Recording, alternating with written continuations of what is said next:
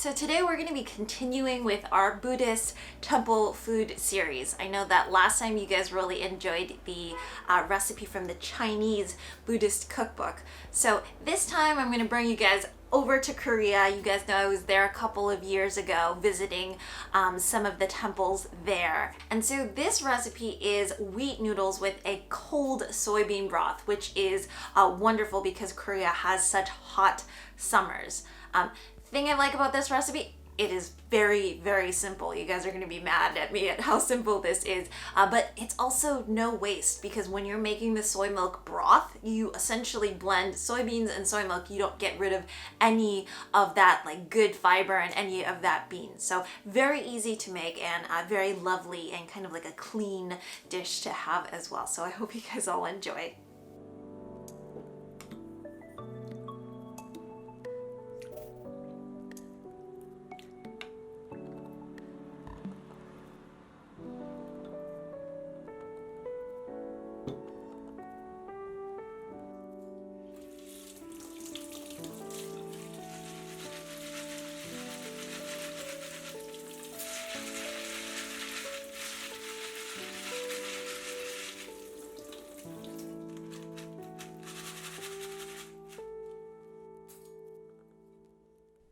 So I've started off with 1 cup of soybeans that I've first soaked overnight, and now we're just going to cook the soybeans for about 5 to 6 minutes. Any amount of water will do.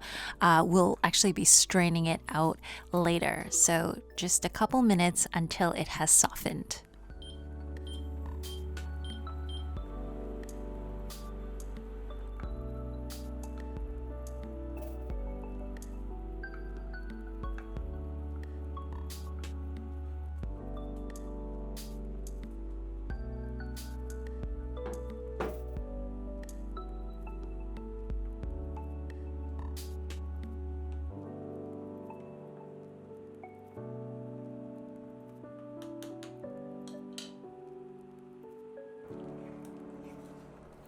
So now we're going to strain out the beans, let it cool off a bit, and then put it into a blender and blend it with 5 cups of water along with 2 tablespoons of salt. That's kind of a salt to taste, so it's really up to you.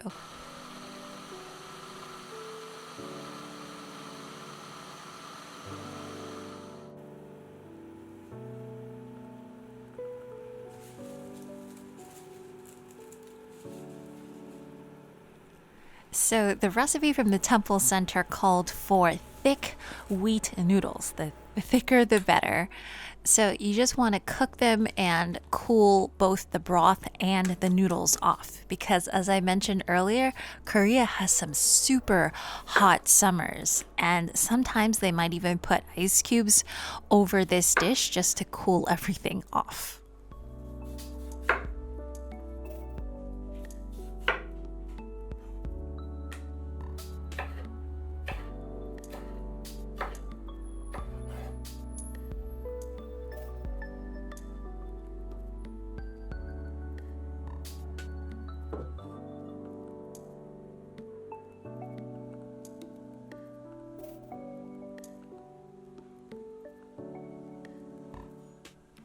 So the vegetable recommendations for this is just something cooling. Usually it's cucumber and tomatoes. I didn't have tomatoes, so we used a plum instead. It was very delicious.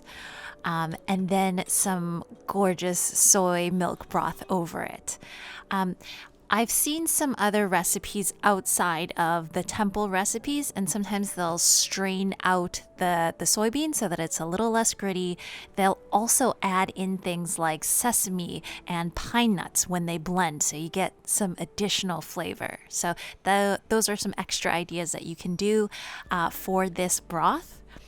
But by itself, it is very good as well. I do think, yeah, the texture is a little bit grittier, but I don't mind it at all. It's so easy. Just blend it and make the broth.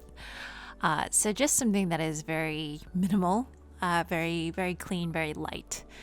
So it's quite nice.